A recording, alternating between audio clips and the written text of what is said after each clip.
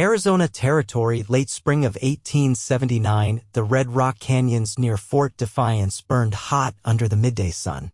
Windy Albright had never meant to be this far west, but fate had a way of dragging you where your heart needed healing, even if your boots were too worn to go the distance. She heard the scream before she saw him. It was sharp and high, bouncing off the canyon walls like a cry for mercy. Windy dropped the sack of flour she had just bartered for and ran toward the sound, her skirt catching on sagebrush thorns.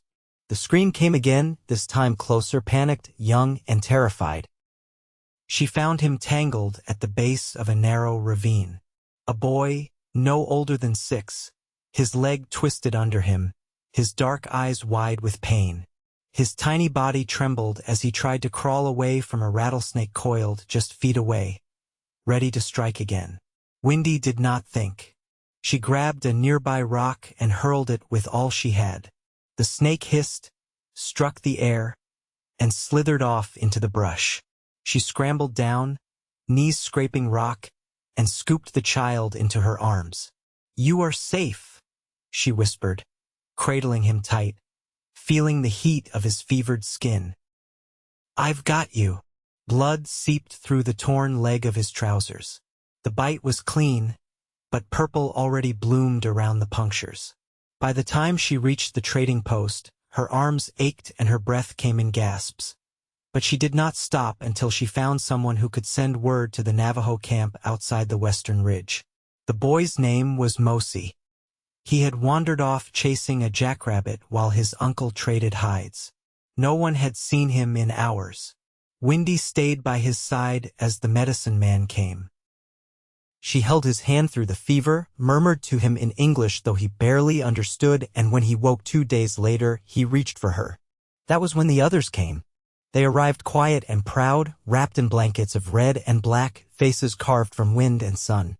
Among them stood a man tall and steady, his raven-black hair streaked with gray at the temples, eyes like the canyon storms, deep, unreadable, and watching her. "I am Bekonai," he said. His voice was low, calm, and carried weight without needing to raise.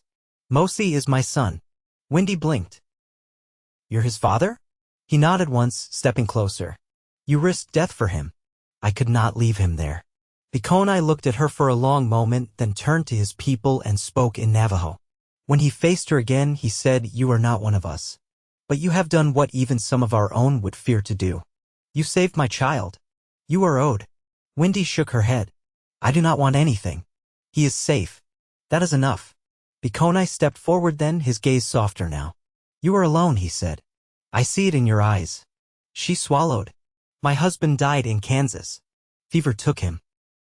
"Took her baby too." Bekonai's jaw tightened. The wind picked up, lifting the edge of his blanket. "I lost Mosi's mother 5 winters ago.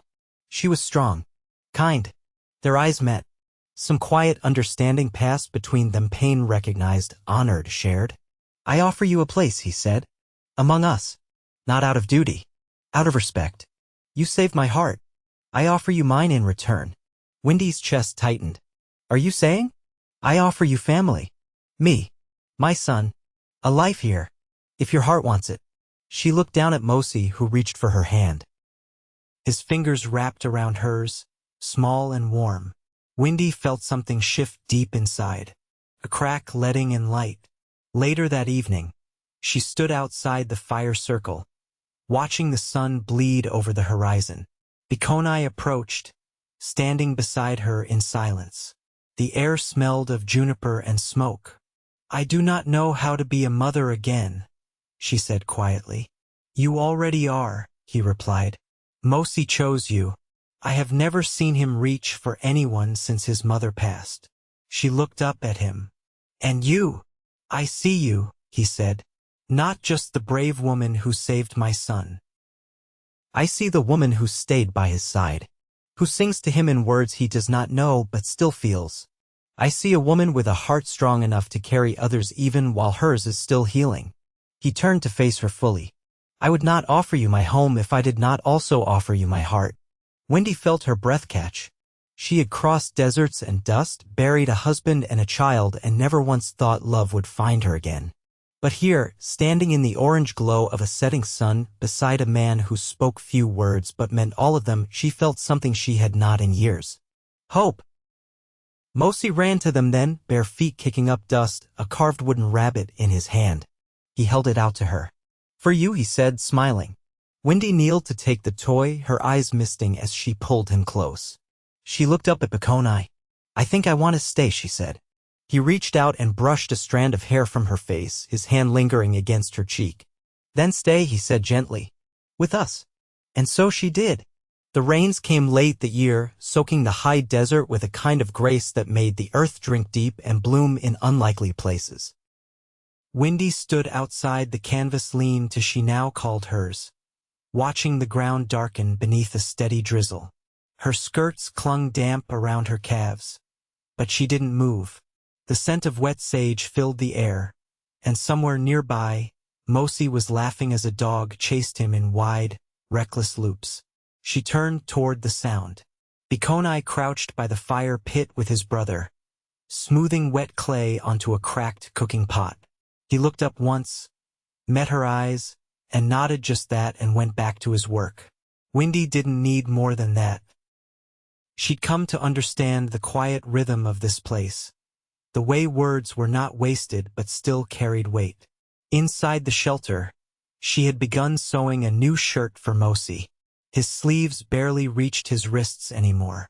Already he was growing into longer limbs, his bare feet faster every day. She traded cornmeal and a comb for the cotton cloth from a trader who passed through with a wagon full of calico and news from the south. That night, she stitched by firelight while Mosi slept curled between two wool blankets. Bekonai entered without a word, shaking water from his shoulders. He hung his soaked boots near the coals, then sat across from her, arms resting on his knees. You sew like a woman who's done it a long time, he said. Her needle pulled through the fabric with a soft hiss. My mother taught me. I was 8. She said if I could thread a needle in low light, I'd never go hungry. He watched her fingers move. She was right. Wendy set the shirt aside. You've never asked where I'm from. You would tell me if you wanted to. She leaned back on her hands, the fire warming her face. I was born in Missouri. Flat land, muddy rivers, summers so hot they'd melt the soles off your shoes. Bekonai's eyes stayed steady. Did you want to leave, or were you forced to? I ran.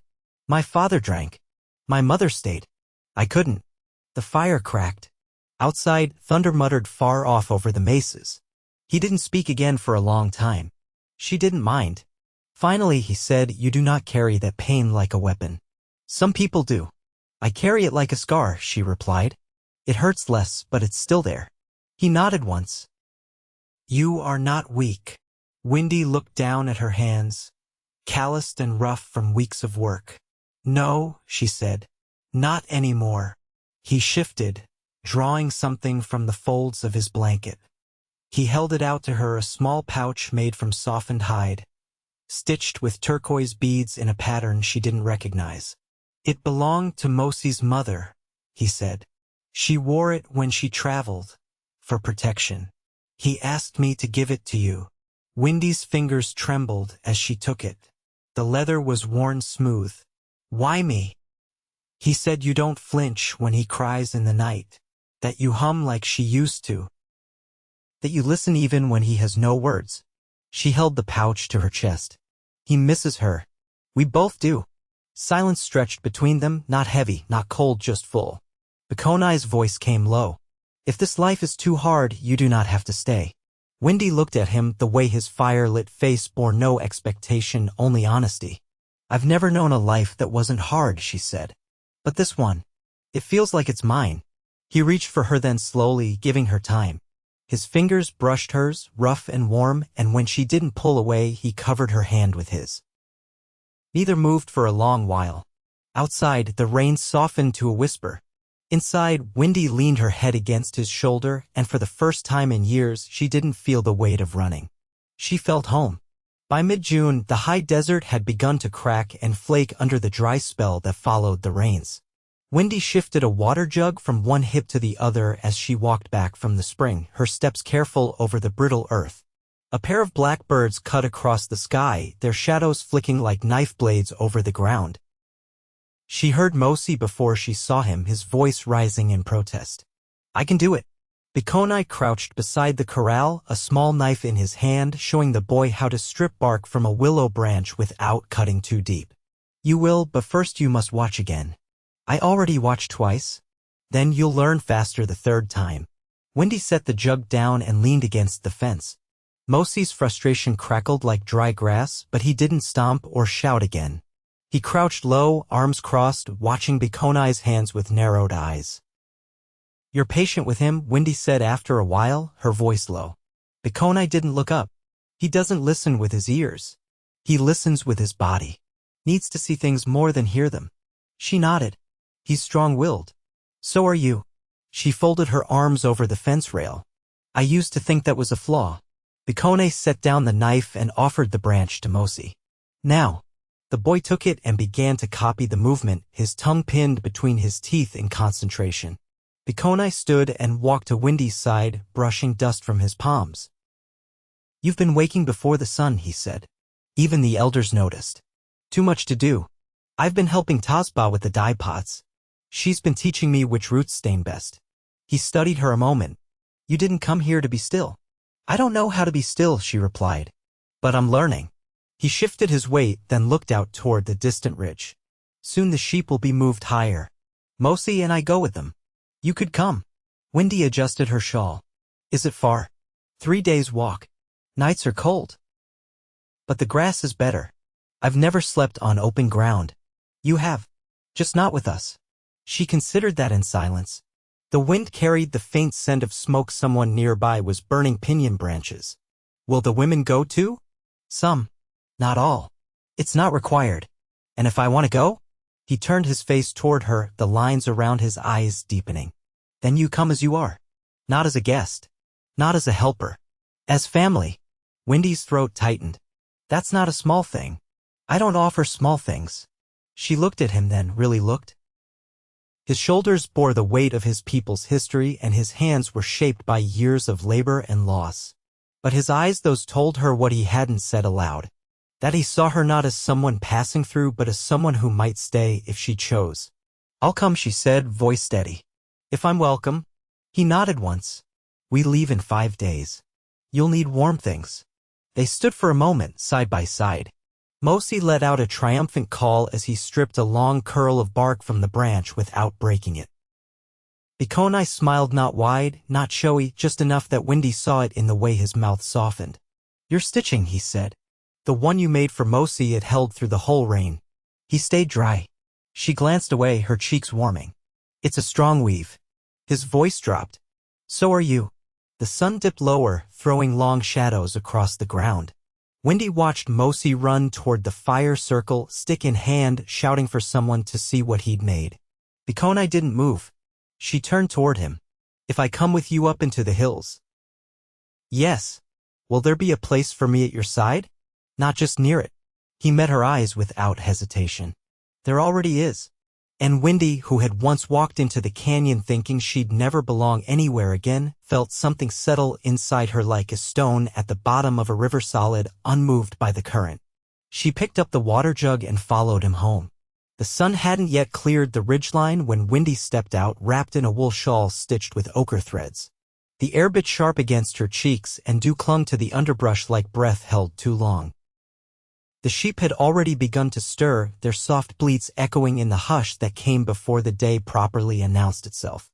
She adjusted the leather strap on the pack slung over her shoulder. Inside, she had tucked dried berries, a tin of salted meat, and a pair of moccasins gifted to her by Tazba the day before the journey. Mosi clutched his walking stick, still heavy with sleep but lit with quiet excitement. Bekonai stood at the front of the group, his blanket folded over one shoulder, bowstrung and slung across his back. You walk near him, Bekonai said, motioning to Mosi. There's shale on the slope ahead. If he slips, he'll need your hand. Wendy nodded, shifting her pack. He'll have it. They started before the light reached the canyon floor. The path wound narrow through juniper and rabbit brush, then steepened where the land rose into the high country. Wendy's boots found rhythm with the others. her breath steady in the cold air.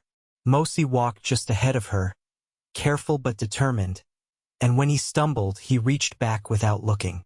She caught his hand and held it until the ground leveled again. By midday, they stopped beneath a sandstone overhang where water trickled down from a hidden spring. The sheep grazed in a wide crescent, their hooves stirring dust and grass seed. Wendy knelt to fill the tin cup Bekonai handed her, the water cold enough to sting her teeth. "You kept pace," he said, crouching beside her. "I had to," she replied. "If I fell behind, I'd miss the view." He glanced at her, then toward the valley spread below them. "You see it different than I do. I see it as something I never thought I'd be part of." Bekonai drew a smooth stone from his pouch and began to roll it between his palms. "You don't ask questions about things you don't understand. I've learned most answers come slow if they come at all." He nodded toward Mosi, who was crouched beside a boy from another family, both of them sketching shapes in the dust with willow twigs. "He's been talking about you." Wendy sat back. "What's he saying?" "That you make the stew too thick, but he likes it that way. That you don't talk much when you're sewing, but you sing when you think no one's listening." She smiled faintly. "He listens more than I thought. He said he wants you to be his forever mother." Wendy's breath caught. Bekonai didn't look at her, just ran his thumb along the edge of the stone. "I told him you'd have to be asked like any grown person. That you'd decide for yourself." She looked down at her hands, still damp from the spring. Her fingers were cracked at the tips, her nails short and dirt-lined. "If he asked me now, I'd say yes." Bekonai turned to her then, fully. "And if I asked?" Wendy met his eyes. "I'd say the same." He didn't touch her, didn't move, just looked at her like he saw every road she'd ever walked and still chose to meet her at the end of it. "I've waited until I could offer you something more than comfort," he said. "But I see now it's not about what I offer. It's what we build."